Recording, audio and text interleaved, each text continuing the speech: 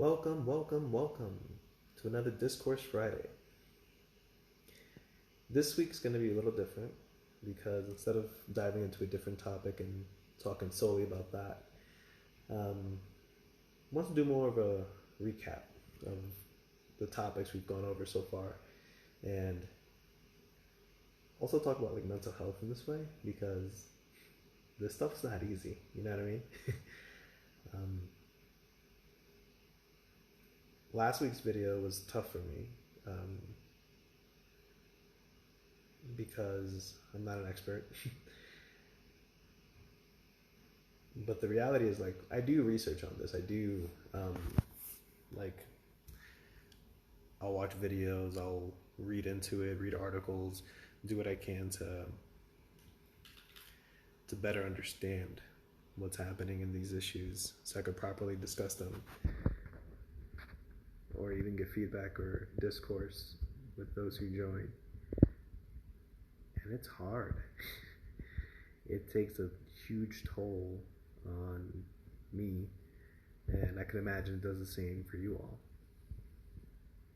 So I think every now and then, like every couple weeks, we'll just do like a recap or regroup video, kind of reviewing or refreshing on the topics we already talked about. Now, one of the first weeks we did was on like police brutality. And what continues to break my heart with that is from then to now, we actually had the verdict on George Floyd's murder, right, by Derek Chauvin, and he's in jail. He got convicted, right? It took 2 days, and the jury convicted him. Justice was served. But in between now and then, we've had more instances of police brutality. We've had more instances of slip-ups, as they're called, where Delonte Wright was killed in mistake for a taser. You have a 26-year-old Latinx man being knelt on and killed. You have one spot of justice did not equate to the stoppage of the use of force that led to the cause of death, which all agreed and could have been avoided, right? And what hurts is we continue to see it. And at the same time, with the other topic we talked about with gun reform, we saw mass shootings happen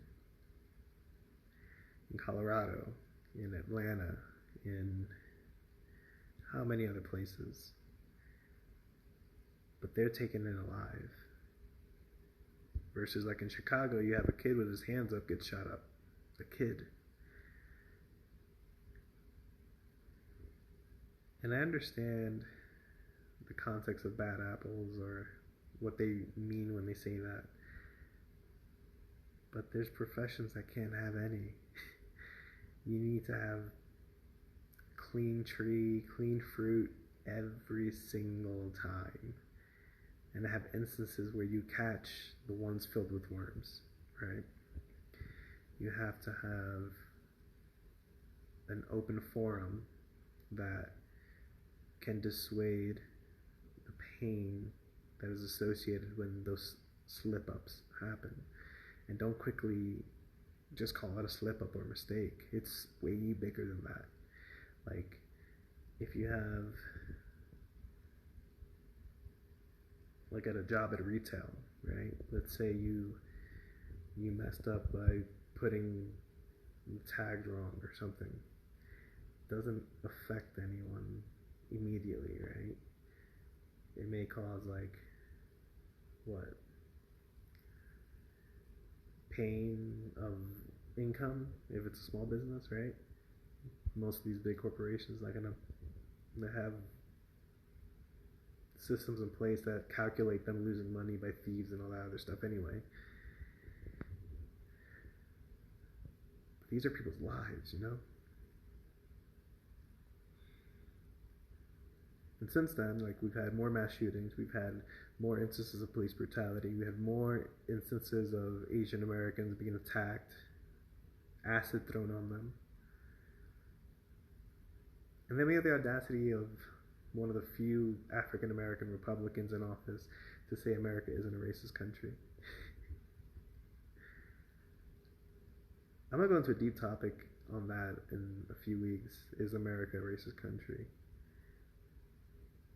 In a nutshell, it's been founded on racist principles, you know? Like, slavery of African Americans, like, it's in the Constitution. The devaluement of a people of color is in the Constitution. Methods and the strategies were designed to limit people of color, even to today, right? So, and Kamala didn't help. She should have stayed out of that one. So to focus on the border, which is another issue we're going to be talking about probably next week or in a few weeks. And I understand that it's hard to stay include with the news and stuff. Like, I'm grateful for, like, for me at my job, I'll have what's it called? Like, I'll listen to NPR on the radio. Granted, there's not a lot of radio service and stuff out here, or service, so I can't, like, listen to my music. Sorry, I have, like, this bug bite and it's bothering me. And I pay attention. I got the news sent to my phone, and it's like the various mediums like CNN, DW, Newsweek, whatever, Bloomberg. I try to have a variety of news sources because we know some can be very skewed one way or another. I know Fox is one of the worst, and that's another topic of another week. But it's tiring being informed. It's tiring and exhausting to know what's going on and to pay attention to all this stuff while also trying to balance and live through your traumas and your realities and your experiences. But we can't ignore it, you know? I think that's why the concept of Discourse Friday is like once a week, let's talk about it, you know? Because we all have our things that we're doing, but once a week, let's meet up and share a discourse on a topic and focus solely on that. With all the other things, like, let's talk this one out, you know? And it's not easy. It's not easy to listen to the realities and experiences of others and the pain and trauma that people go through and live through. And it's painful to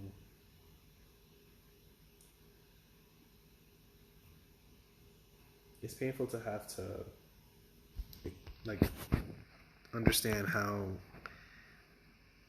it all came to be.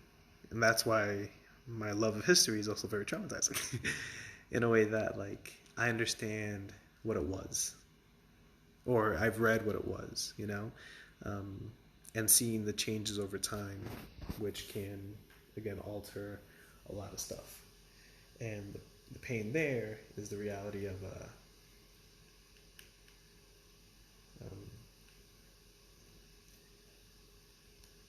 the fact that, like, you know, it just adds and adds and adds.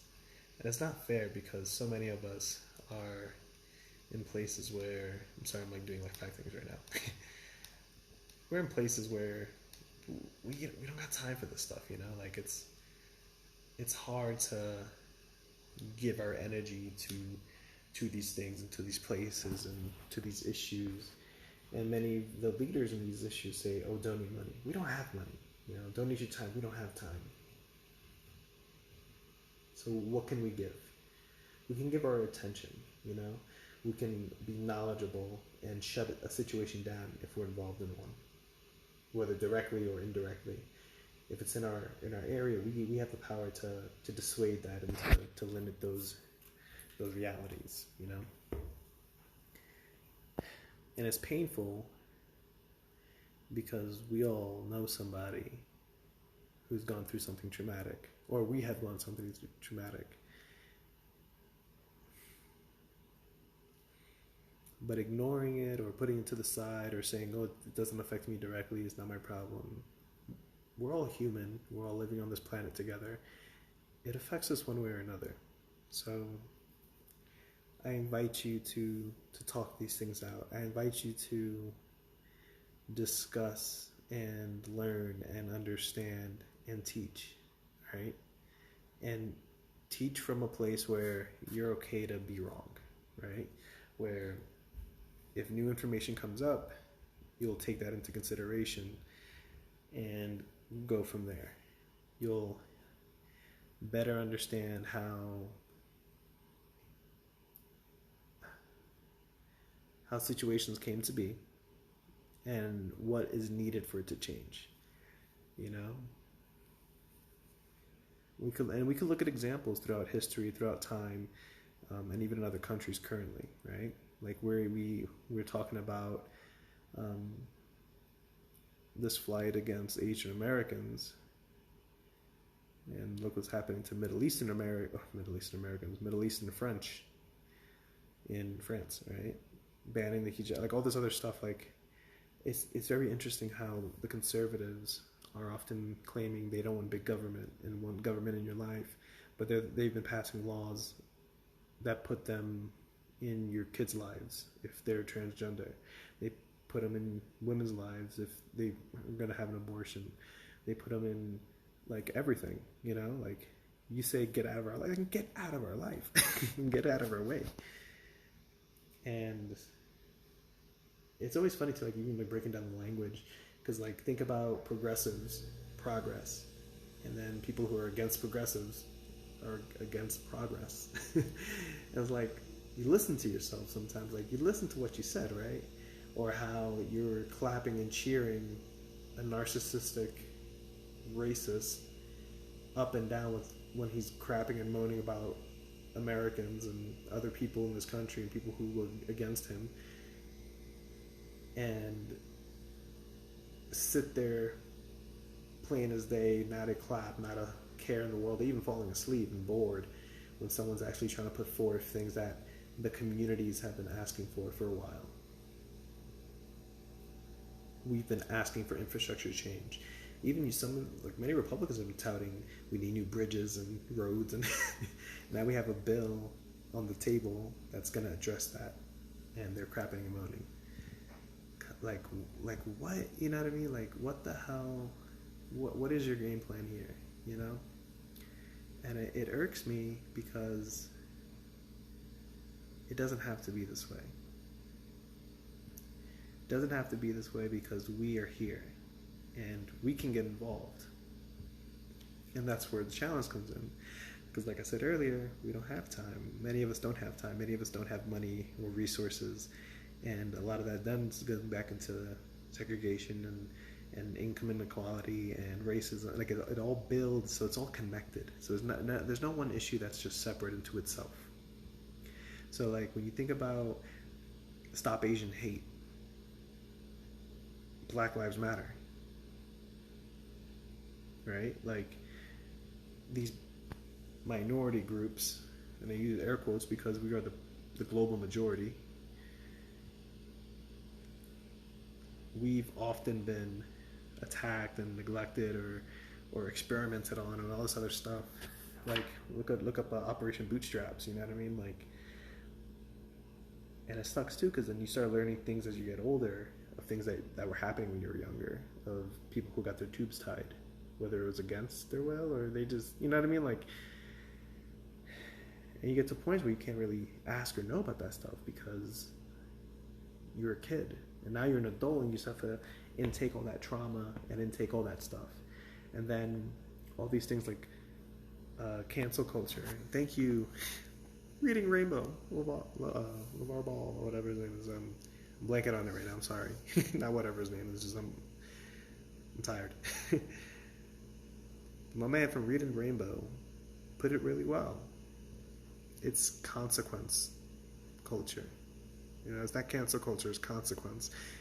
Like my phenomenal teacher, who I wish I took more respect to as a student, rest in peace, Dr. Darn, he would always say, you can do whatever you want, you can say whatever you want, as long as you're willing to accept the consequences.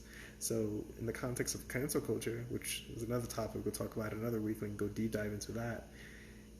You can say some messed up stuff.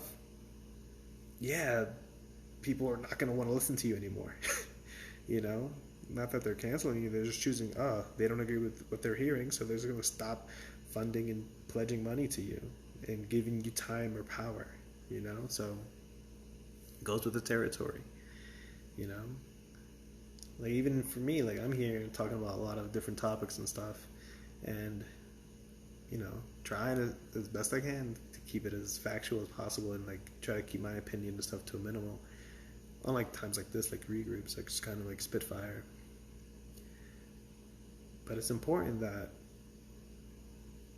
we share our opinions and are willing to have them changed.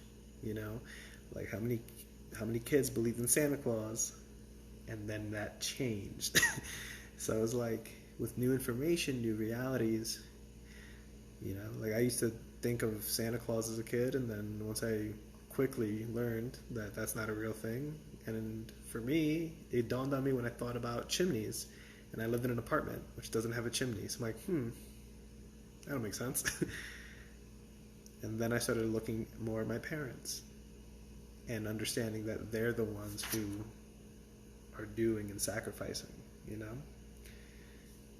And it builds a more appreciation, builds new information that can help better what I perceive and what I understand moving forward.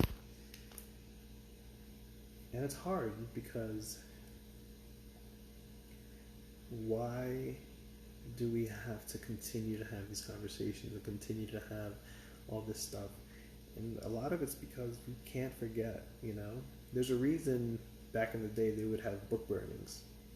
Today, no, like today everything's saved, everything's on the internet, everything's forever, right? So we have the ability to learn a lot and to look back and to review, you know? Like even like look at sports, like we're watching it on TV, like, oh, they missed the call. And then now they listen and now they review it, you know? And some people argue that it takes away from the game. Others argue it makes the game more legit, you know, reduces the chance of mistakes. As technology, as time progresses, as we get better at things will change. And change is scary, but it's inevitable. It's just important how we change with it, you know?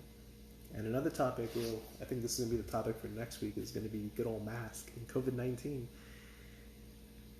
This was a true wake-up call to a lot of us on job security, on healthcare, you know? And not for nothing, all my liberals who say they're not getting the shot, you want a free healthcare, this is free healthcare, and this is what it looks like, you know what I mean? Like, let's get some shots in arms.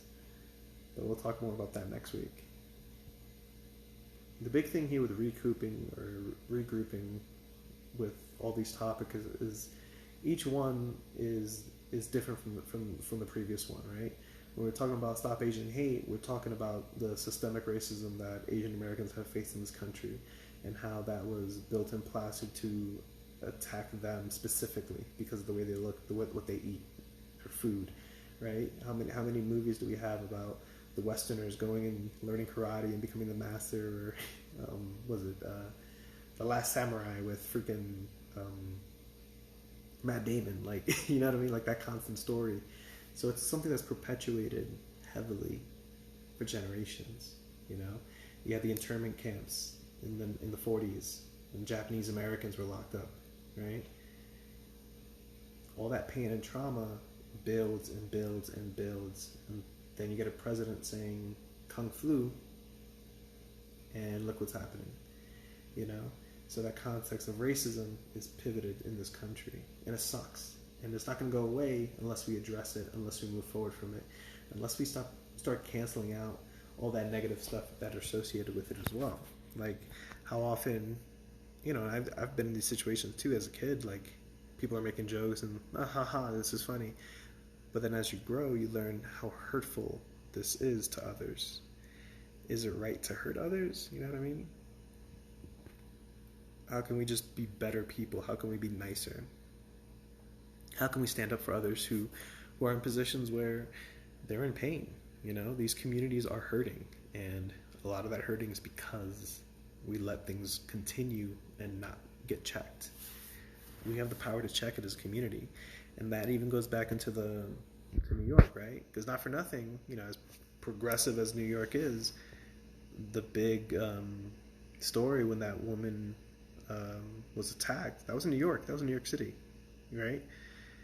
But also in New York City was when you have a gentleman start attacking some Asian Americans and another gentleman stopped them and held them down and then helped the police subdue that person committing a hate crime. So in the same place, you have the possibility of change, right?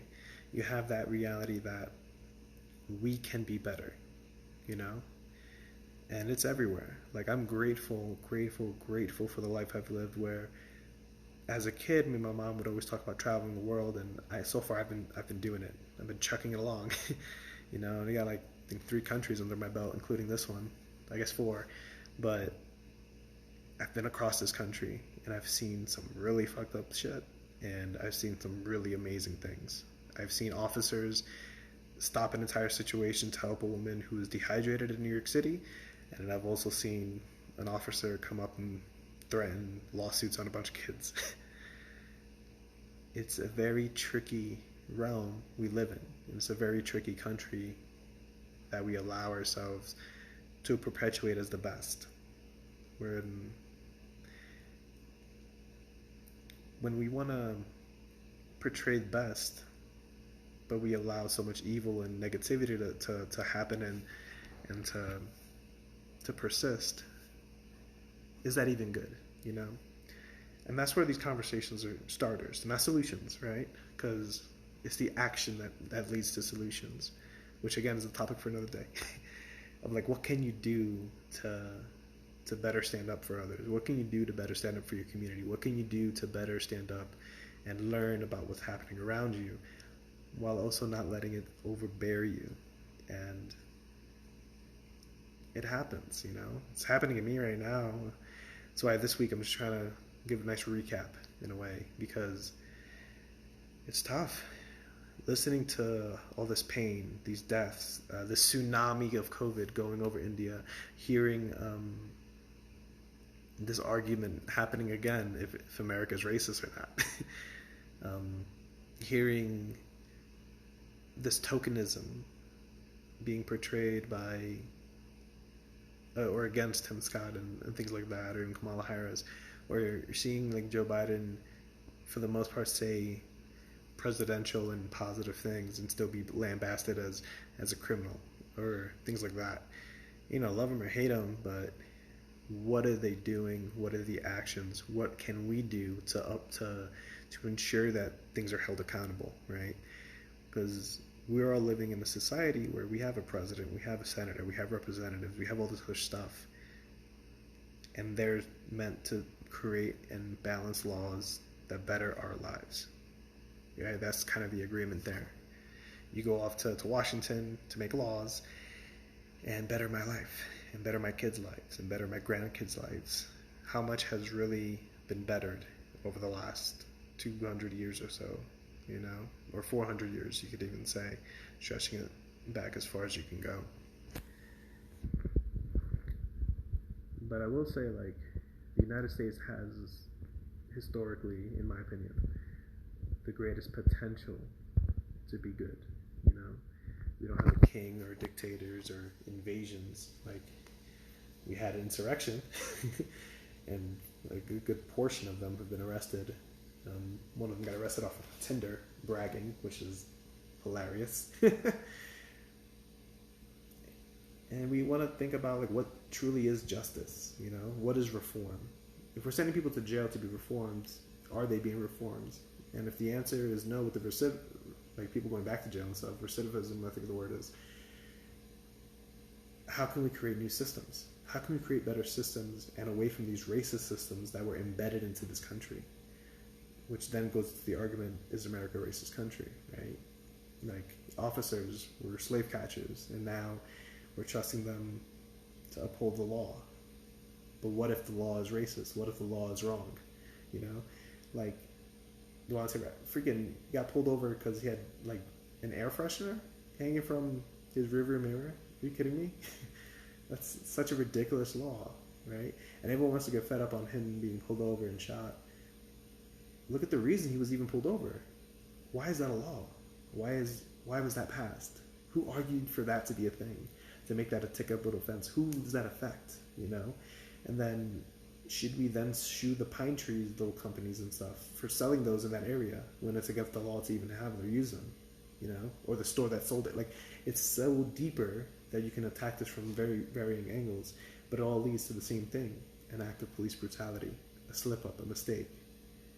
There can be mistakes in police forces, just like there can be mistakes with flight attendants and pilots. Same reason there can be mistakes with doctors, and there can be mistakes. That's why they get paid so much, right? Or that's why they should be trained so much. And many aren't, you know, compared to other countries and stuff. And it's difficult, you know, and I get it. But we can do better, and we have been, you know, compared to, like, go back a couple hundred years, even a couple decades. You know, instead of arresting everyone on opioids, we're seeking them treatment. We wish the same courtesy was delivered during the crack epidemic, but, you know, here we are now. How can we continue to better move forward? And to me, that's why I do this. That's why. It starts with a conversation. It starts with talking to people who you may not agree with, or listening, simply listening to other people's perspectives and going from there. Getting new information to better formulate the reality that we're in. Because your reality and my perception and your perception can be vastly different because of our life experiences, because of the color of our skin, living in America, because if we're immigrants, or if we're born here, or if we're first generation, or if we go back decades of generations and have generational wealth. Like, all these things add up and build to what we see today. And it's not ever a one and done. It's always more to go. It's always going to be something more to be done. But we can do it, and we can do it together. And we can leave this place better than when we found it. You know, isn't that the concept of conservationism and the concept of America, right? Come here, work hard, American dream, blah blah blah. Let's make it a reality, and let's hold it accountable so that it sustains itself. And most importantly, like, we're not alone. We live in communities, and as isolated as you want to be, you're still in a community. And where I live is pretty damn isolated. And where I've lived has been fairly isolated. But even then, there's these communities that thrive in these places, because humans aren't just poofed out of nothing. You have two people make one, right? And that becomes a family of three already, minimum. And we can create a better world if we do it together. If we start having conversations, if we start listening to one another, if we take care of ourselves and care for our neighbors. Now, take care of them, but care for them. You know what I mean? And if we're able to help, do it, you know? And help can be very simple as putting your body in the way, or checking in on someone, calling someone, giving someone a hug or a smile or whatever, you know? Or also even, like, leaving people alone too, because sometimes we do need that separation, that disconnect, because that's healthy as well. You know, mental health is a whole different topic for another week as well. But yeah. And in short, like, I do want to reflect on how difficult these topics have been, and it sucks too, because after each one, something else happened in that same scenario, right? Like, I did the discussion with Stop Asian Hate, and since then we've seen more attacks against Asian Americans. We did the discussion on police brutality, and we've had more police brutality. Um, Thankfully, we have a verdict which many in the communities have felt and have seen go the other way for generations. And this is a rare instance when we got the call right. And how good it feels that the justice that everyone saw, or the right verdict, which everyone agreed with, except one juror, right off the bat, happened, you know? Then we talk about these things against transgenders, right? And I struggle a lot with that one because it's a deeper topic that I don't fully comprehend and don't want to discuss unjustly, you know? And that's what makes many of these topics difficult. So when it comes to like Stop Asian Hate, I've seen it, I've studied it, I have friends I've discussed with these topics and stuff, which builds a comfortability, or as to say, a familiarity with the topic to feel comfortable in discussing it or leading a discourse on it. It's not a reality with all topics.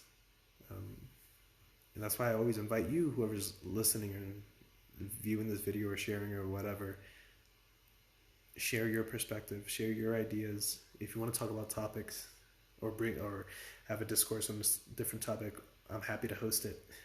This isn't me trying to get YouTube famous and all that stuff. This is simply a place of discourse so we can talk and listen to one another. And also take a break from various topics and focus on one, at least once a week, for like ideally no more than an hour. At 8 o'clock, right? Or 5 o'clock Pacific time, which is when I record this. And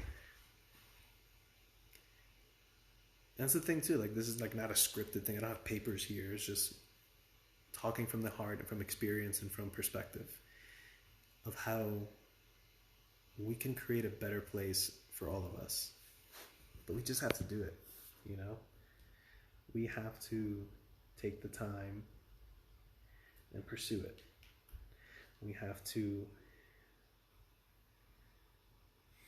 do a lot, and it's not easy. But if we do it together, it could be easier, you know? Still going to be difficult, but it'll be easier. So I'm going to end this one here. We'll kick back next Discourse Friday on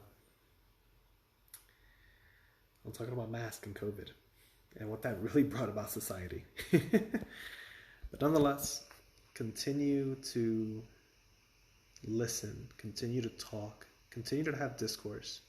Listen to the other side. Don't agree.